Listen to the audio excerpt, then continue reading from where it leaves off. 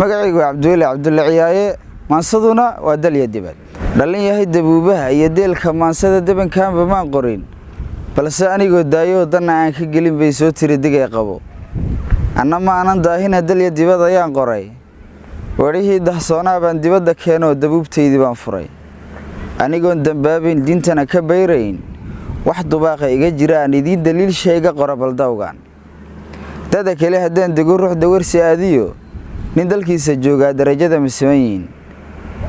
ninka dekada heesto shixnaduhu soo degi iyo kaan dalkiisa ka shaqaynin doon qura darajada mismayn ninka beerta dalago wabiyada dabaasho beeruhu daayin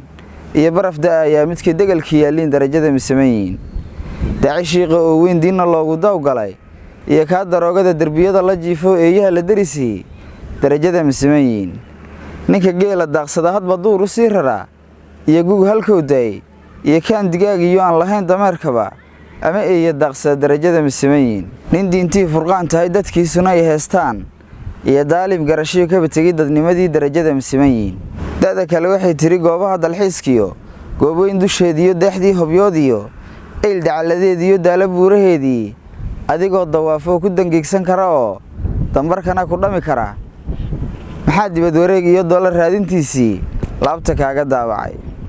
door hore ayaan iri dooq malaha tuugsade iyo inuu dagaalamo kolkay doodu kulushahay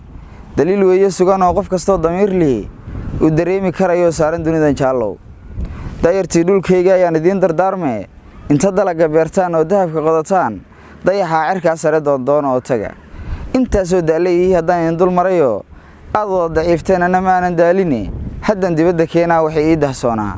dhaliyahay dantaydu waa inaan dugaashado dagallada dhulkaygee ra'yikaa ka sii duwan duwaaqiisa koob galay runtii waa daciif oo dowdar weeye eberee yow idinku daaran